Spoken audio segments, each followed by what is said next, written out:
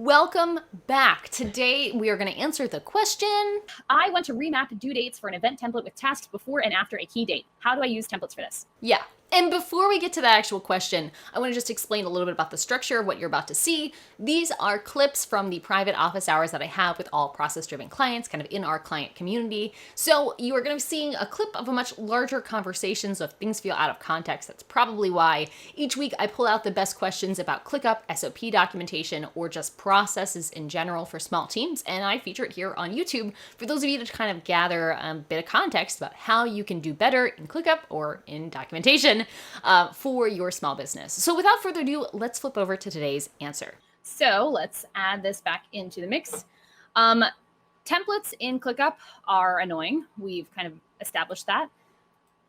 But the remapping feature is pretty cool. Let's see if I need to, let me just make sure I don't need to go in and change any settings just to make sure this test account has it. There's actually a Click app for remapping due dates that might need to be turned on unless I am crazy. Here we are. So we're here.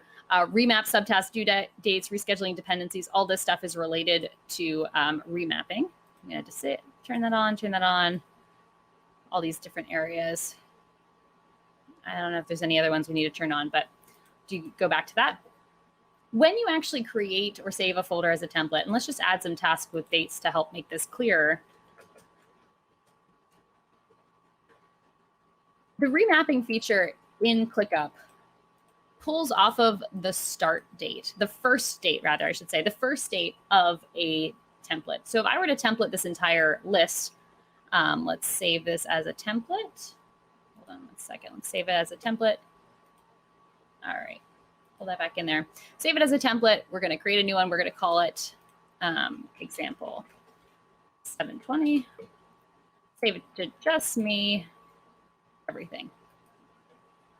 Great. So once it loads, you'll see that in the actual template loading wizard, when you go to actually create something from a template, there's an option down here that says Remap Due Dates. You can click on it. And it has a how it works article. It has a help desk article in their intercom system, but it's kind of confusing. And I think this warrants a long, deeper dive video later on. But when you're remapping, you need to have the first due date in the sequence. And this can be really challenging if, for example, in this story, the date that you're keeping in your head is the date of the event. And everything in your mind is relative to that event date. So it's 2 weeks after, it's 6 weeks before.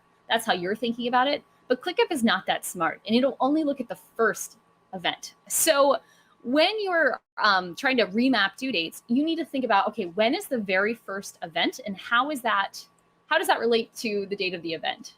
If that makes sense. So if your pre-event marketing sequence is 6 weeks out, you have 6 weeks of runway, and your very first task is due 6 weeks before the day of the event exactly, then that would be the date you put in here.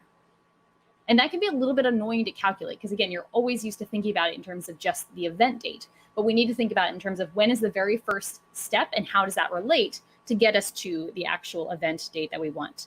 So here we go. We can remap start and due dates. I didn't put any start dates in our template, so it doesn't really matter. And I can pick my first due date as, let's just do it on Sunday. Include archive. Nope. Use template. Oh. Here. Use template. So it's creating it, and we have it here. And now we see how the due dates have changed and shifted backward based on that first date. If one of these dates was our event, which would probably not be that one, it'd probably be one of the ones in the middle. And it's hard for you to do the math as to when your very first task is to know what that first date to put in. One little cheat you can do is actually say 1 year before event date. And this is kind of silly, but if all the other ones, it's confusing to map. It's 13 and a half days before is when your first task is. Let's create an artificial task before. Oops, didn't mean to make that a subtask. Let's make that a task. Let's make an artificial first date in your template, and we're going to make it August. Our event date is August 1st. So we're going to make it 8/1/2019. 1 year in the past. We'll do that at the exact same time and everything as to whenever our event would be. Let's just say this event is 8 a.m.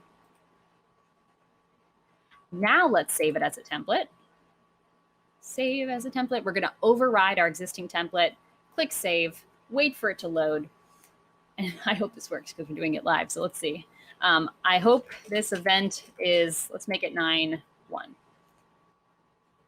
I am not typing well today. All right, and we're going to remap due dates, and we're going to make the first date 9-1 because that's the date of our event.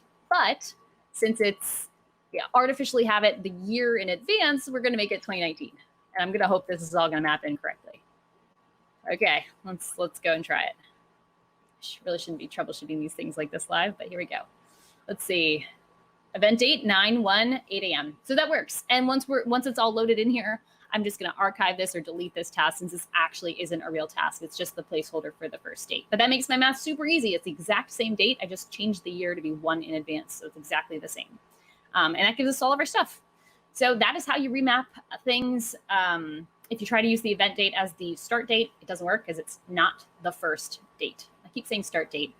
If you try to use the event date as the first date, it will not work because it is not the first date. If you enjoyed this week's episode, just give me a thumbs up. If you'd like to see more things like this, go ahead and click the subscribe button over here and hit the little bell so you're notified when new videos are coming up. And of course, I have to say, if you want to join this conversation live and be involved in the full conversation of office hours held twice a week, maybe consider becoming a client of Process Driven. I will put the link to my website below there too. I do ClickUp consulting and process documentation work for teams that are small, but savvy and looking to make better use of their time to be a little bit more effective in the work that they're doing. Thank you so much for watching, and I will see you in the next video. Creating documentation is like the gym workout of business. We all know it's good for us, but some of us could use a little bit of accountability and support to make sure we get things done. If that sounds like you, consider reaching out.